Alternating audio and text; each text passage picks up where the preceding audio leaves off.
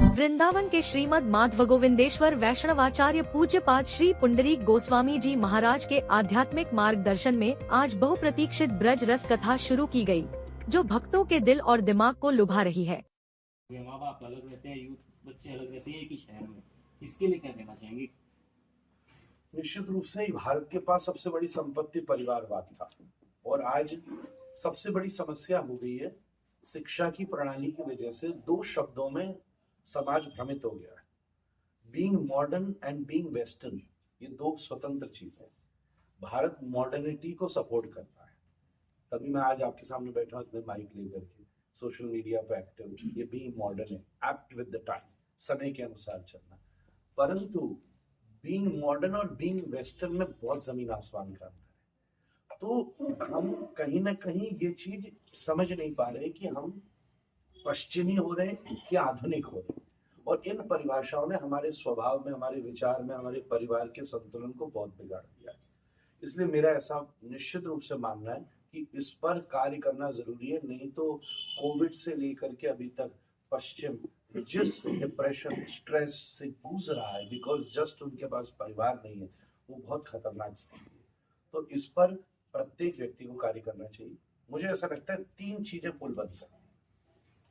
वर्ष में एक बार भोजन सब बैठकर, वर्ष में एक बार भ्रमण सब पूरा परिवार एक साथ करें, वर्ष में या कभी कभी समय समय पर जीवन पे होने वाले महत्वपूर्ण निर्णय पर एक साथ बैठकर संवाद करें, जिसको मैं भाष्य कहता हूँ, और कम से कम हफ्ते में एक बार साथ बैठकर भोजन करें। If they will create the memories, अगर आपस में स्मृतियों को उत्पन्न करेंगे तो संतुलन बना रहेगा। और समाज का एक रूप देखिए, पहले पीयर प्रेशर जिसको बोलते थे, पीयर प्रेशर ये होता था कि परिवार को एक साथ रहना है, अब पीयर प्रेशर ये होता है कि अलग रहना है।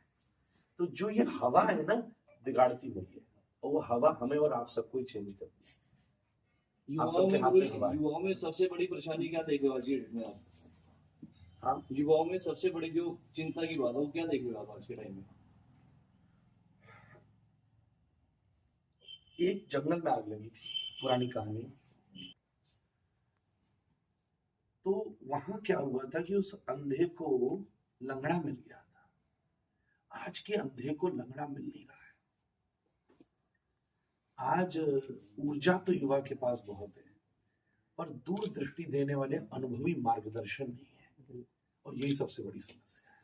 और आज की डेट में लंगड़ा मिलेगा युवाओं को? इनको ढूंढना पड़ेगा। मुझे ऐसा लगता है हर क्षेत्र का लंगड़ा अलग है, व्यापार का अलग है, व्यवहार का अलग है। पर मेरा, अगर मैं मूल में चला जाऊं तो मुझे वो एक व्यक्ति लगता है जो राष्ट्रहित की बात करे।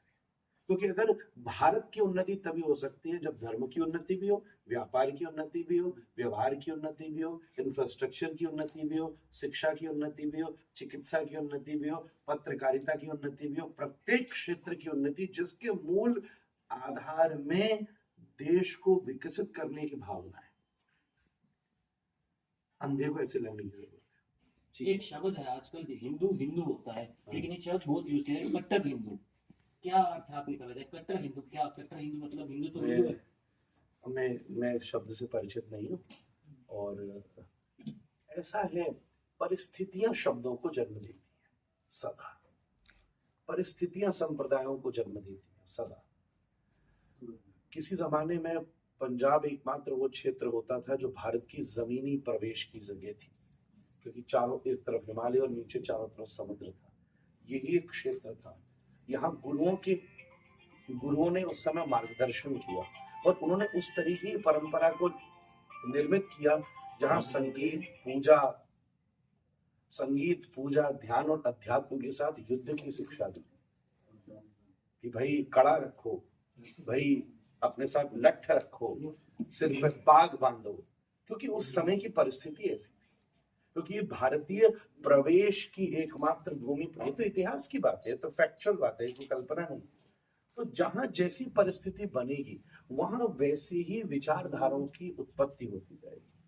तो जब कोई हिंदू के साथ नर्म व्यवहार करेगा तो वो केवल हिंदू रहने से काम कर देगा, पर जैसे जैसे कट्टरता सामने आती जाती है, ऐसे ऐसे हमारे भीतर भी कट्टरता पैदा होती है। पंचकुला से कैमरामैन युगमार्ग टीवी।